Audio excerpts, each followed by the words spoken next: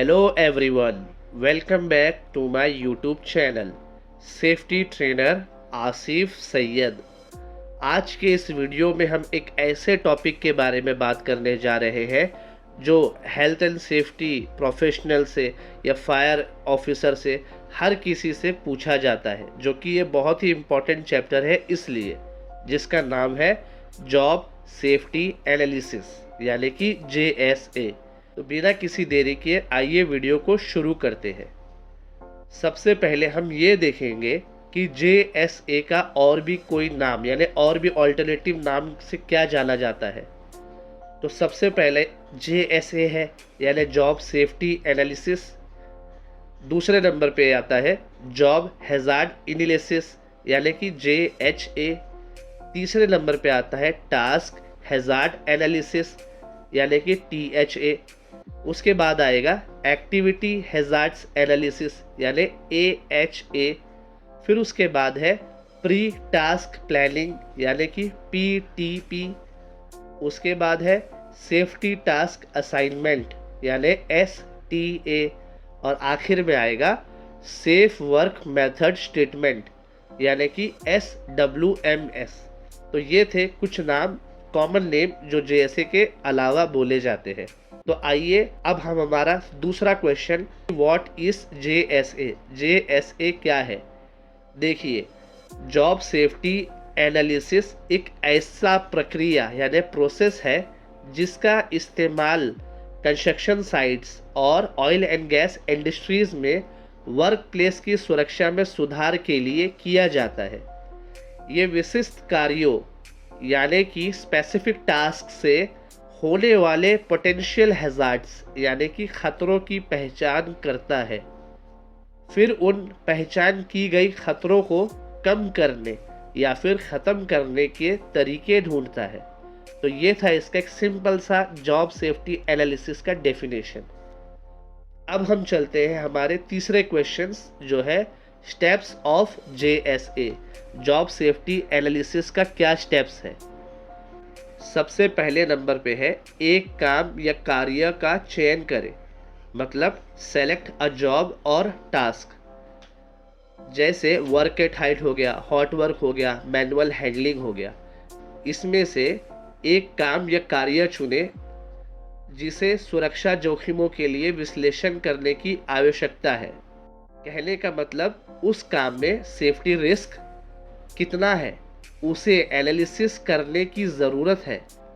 High risk of injuries वाले काम पर ज़्यादा ध्यान दें या उन कामों पर ज़्यादा ध्यान दें जिनमें पहले एक्सीडेंट्स हो चुके हैं। ये था स्टेप 1। स्टेप 2 में जाए तो break down the job into steps यानी काम को छोटे चरणों में यानी कि स्टेप्स में डिवाइड करें। काम को छोटे और मैनेजेबल स्टेप्स में डिवाइड करें। हर उस स्टेप्स को काम के अंदर एक स्पेसिफिक एक्शंस को डिस्क्राइब करना चाहिए, मतलब कि प्रत्येक चरणों को कार्य के भीतर एक विशिष्ट क्रिया का वर्णन करना चाहिए। पॉइंट नंबर 3 में हम देखेंगे हर एक स्टेप के लिए खतरों की पहचान करें, मतलब identify hazards for each step. हर एक स्टेप के लिए पॉसिबल खतरों की पहचान करें। उपकरण यानी कि जो इक्विपमेंट हम यूज़ करेंगे उसमें क्या खतरा है उसकी पहचान करें। कार्य वातावरण यानी कि वर्क एनवायरनमेंट, यानी कभी कभी वर्क एनवायरनमेंट के वजह से भी खतरा बढ़ सकता है, उसका भी ध्यान दें। यानी किए जा रहे कामों के रिस्क फैक्टर्स को भी कंसिडर करें। ये था पॉइंट नंबर 3। पॉइंट नंबर 4 की बात करें, डिटरमाइन कंट्रोल मेजर्स यानी नियंत्रण उपाय निर्धारित करें। हर एक पहचाने गए खतरों को कम करने या फिर ख़त्म करने के तरीके को डेवलप करें। इसमें प्रक्रियाओं में बदलाव यानी प्रोसीजर्स को चेंज करना, पर्सनल प्रोटेक्टिव इक्विपमेंट का यूज़ करना या फिर इंजीनियरिंग कंट्रोल्स शामिल हो सकते हैं। पॉइंट नंबर 5 की बात करें तो JSA को दस्तावेज करें यानी डॉक्यूमेंट्स द JSA। कैसे करेंगे आइए देखते हैं। सभी इंफॉर्मेशन को क्लियर और ऑर्गेनाइज तरीके से रिकॉर्ड्स करें, सबको रिकॉर्ड करना है। एक टिपिकल JSA फॉर्म में कामों के चरणों यानी जॉब स्टेप्स, आपको लिखना है। पहचाने गए खतरों यानी कि आइडेंटिफाइड हैजार्ड्स को लिखना है, और नियंत्रण उपायों यानी कंट्रोल मेजर्स के लिए कॉलम होते हैं। तो इस तरीके से डॉक्यूमेंट्स करना है। पॉइंट नंबर 6 में हम देखेंगे जेएसए की समीक्षा या और स्वीकृति यानी review and approve the JSA. कैसे करेंगे आइए देख लेते हैं। एंश्योर यानी कि सुनिश्चित करने के लिए सुपरवाइजर एंड सेफ्टी ऑफिसर से जेएसए की समीक्षा यानी कि रिव्यू करवाए, कि इसलिए कि ये पूर्ण और सटीक है भी या नहीं, यानी इसकी कंप्लीटनेस और एक्यूरेसी की जांच करवाए, रिव्यू करवाए। पॉइंट नंबर 7 में आएगा जेएसए को लागू करें यानी इम्प्लीमेंट द जेएसए। सभी एम्प्लॉयज से जेएसए शेयर करें जो उस काम में इन्वॉल्व है। ये सुनिश्चित करने के लिए यानी इंश्योर करने के लिए प्रशिक्षण स्तर आयोजित करें यानी ट्रेनिंग सेशन कंडक्ट करें, ताकि हर कोई हैजार्ड्स एंड कंट्रोल मेजर्स को समझता है। यानी कि जेएसए को सारे वर्कर्स को बताना है, उनके साथ एक ट्रेनिंग सेशन कंडक्ट करना है। देखो ये जेएसए है, हमें कभी भी काम करना है तो जेएसए के साथ करना है, और हम कभी भी बिना जेएसए के काम ना करें। उसमें कुछ हैजार्ड्स और कंट्रोल मेजर जो हम काम करते हैं उसमें इन्वॉल्व है वो बताया जाता है। कुछ तो हम जानते हैं, कुछ ऐसे जिसे हम नहीं जानते, तो ये सारी की सारी चीज़ उसमें मेंशन की गई है ताकि हम उसी पे ध्यान दें। पॉइंट नंबर 8 की बात करें, मॉनिटर एंड अपडेट्स यानी निगरानी और अद्यतन करें। किसी भी बदलाव को ध्यान में रखते हुए नियमित रूप से जेएसए को मॉनिटर एंड अपडेट करें, जैसा कि change in the job process, change in the equipment या चेंज इन द एनवायरनमेंट। ये सभी चीज़ बदलने पे जेएसए को मॉनिटर और अपडेट करते रहना है। निरंतर निगरानी कंटिन्यूअस मॉनिटरिंग ये इंश्योर करती है कि हमारा जेएसए रिलेवेंट एंड इफेक्टिव बना रहे। अब हम चलते हैं हमारे चौथे और आखिरी क्वेश्चन की ओर, जो कि है जेएसए दस्तावेज का उदाहरण यानी कि examples of A JSA documents. तो आइए इसको किस तरीके से करेंगे हम देखते हैं। सबसे पहले हम 3 कॉलम्स बनाएंगे। सबसे पहले कॉलम्स में लिखेंगे जॉब स्टेप्स यानी कि काम का चरण।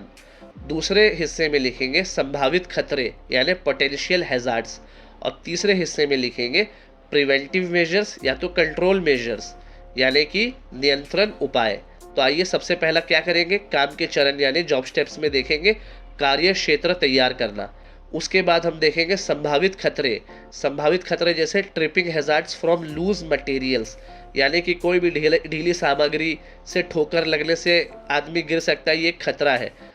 और उसका नियंत्रण कंट्रोल क्या होगा, clear the area of debris and obstacles, मतलब मलबे और अवरोधों को हटा दे, यानी कोई भी वहाँ पे ऐसा ऑब्स्टेकल्स है उसको हटा दे ताकि ट्रिप हैजार्ड्स ना हो। तो हमने अभी पहला एग्जाम्पल्स देखा, तो आइए 2 और एग्जाम्पल्स देखते हैं। जॉब स्टेप्स में हम लिखेंगे सीढ़ी का उपयोग करना, मतलब यूजिंग अ लैडर। अब अगर मैं सीढ़ी का यूज़ कर रहा हूँ तो पोटेंशियल हैजार्ड्स क्या है उसका, फॉल फ्रॉम हाइट है यानी ऊंचाई से गिरने का एक खतरा है। तो अब इसका कंट्रोल मेजर्स भी देख लेते हैं। Use a sturdy ladders. Sturdy ladders का मतलब क्या होता है कि strong and healthy that will not break easily, मतलब एक मजबूत सीढ़ी की बात हो रही है। एक मजबूत सीढ़ी का हम लोग को चयन करना है, सेलेक्ट करना है और इंश्योर करना है कि वो स्टेबल ग्राउंड यानी कि सीधी ग्राउंड पे वो टेढ़ा मेढ़ा ज़मीन नहीं होना चाहिए जिससे वो गिर सकता है। और मेंटेन 3 पॉइंट्स ऑफ कांटेक्ट, जो कि लैडर सेफ्टी का रूल्स है कि आप 3 पॉइंट्स ऑफ कांटेक्ट से सीढ़ी पे चढ़े, मतलब आपका 2 पैर और 1 हाथ हमेशा सीढ़ी पर बना रहे। अब हम देखेंगे हमारा तीसरा स्टेप्स में है ऑपरेटिंग मशीनरी, मतलब मशीनरी का संचालन करना। जॉब स्टेप्स पता चल गया।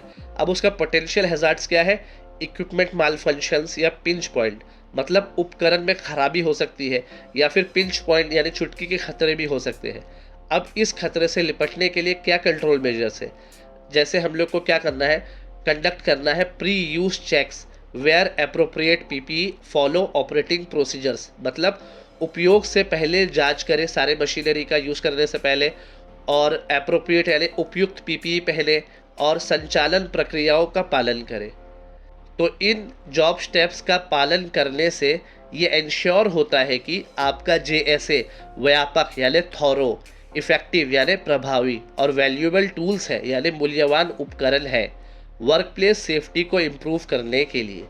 इसकी समरी यही है कि जेएसए जो है ना मदद करता है वर्करों को कि उनके टास्क में जो वो काम कर रहे हैं उसमें कौन कौन से रिस्क इन्वॉल्व है और उन्हें ये सिखाता है और बताता है कि किस तरीके से काम को सेफली किया जाए। मुझे उम्मीद है कि आपको जॉब सेफ्टी एनालिसिस का कॉन्सेप्ट अच्छे से समझ में आ चुका होगा। इस वीडियो को देखने के लिए बहुत बहुत शुक्रिया। अगर आपको ये वीडियो पसंद आया तो लाइक बटन को दबाना बिल्कुल भी ना भूलें। चैनल को सब्सक्राइब और बेल आइकन को प्रेस कर लीजिएगा ताकि और भी ऐसी इम्पोर्टेंट टॉपिक्स आपको मिलते रहे। तो मिलते हैं किसी और वीडियो में किसी और न्यू टॉपिक के साथ। तब तक के लिए गुड बाय, टेक केयर।